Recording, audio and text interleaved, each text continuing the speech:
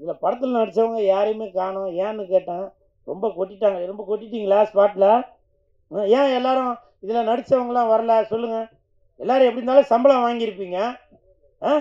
வெளியூரில் இருந்தாக்க இன்னும் எல்லாருமேவா வெளியூரில் இருக்கீங்க?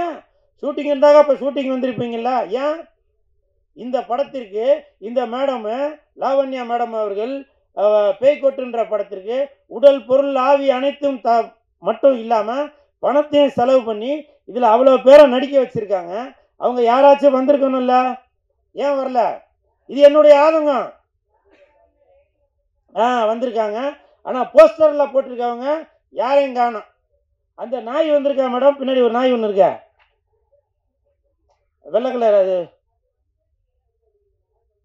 பார்த்தீங்களா? இந்த நாய் வந்ததால் அந்த நாய் வர சொல்லலையா?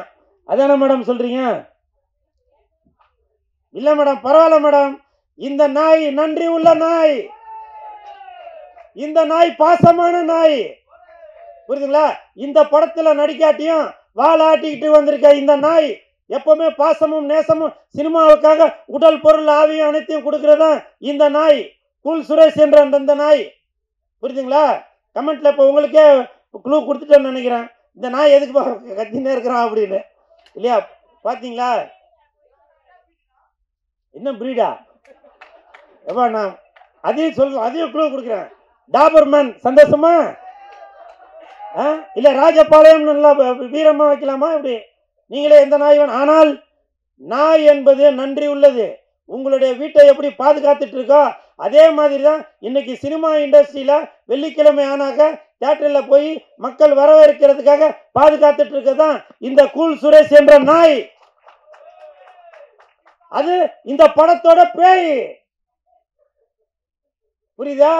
அதனால இந்த படத்துல நடிச்சவங்க தயவு செஞ்சு இன்னைக்கு நீங்க ஆடியோ ரிலீஸுக்கு வராட்டியும் உங்களுடைய போன்ல ஒரு வீடியோவா எடுத்து இந்த மாதிரி எப்போ மேடம் படம் ரிலீஸு?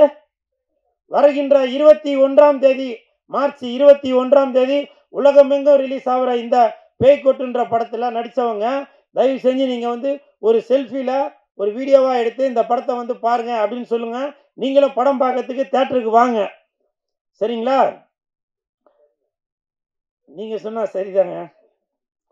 அதே மாதிரி சிஎஸ்கே கட்சி, கூல் சுரேஷ் கட்சி பேரர் சார் அவர்கள் சொன்னாங்க. உண்மையிலேயே இது வரைக்கும் நான் பல மேடைகளுக்கு போயிருக்கேன். காம்பேர் பண்ணுறவங்க தான் மேடைக்கு வாங்கன்னு சொல்லுவாங்க. ஆனால் அஜித் சார், விஜய் சார், இன்னும் பல ஜாம்பவான்களை வச்சு இயக்கிய பேரர் சார் அவர்கள் என்னை மேடைக்கு வாங்க அப்படின்னு சொன்னது அது வந்து எனக்கு மிகப்பெரிய சந்தோஷம். இன்னைக்கு வந்து அது ரெக்கார்ட் ஆயிருக்கான். எனக்கு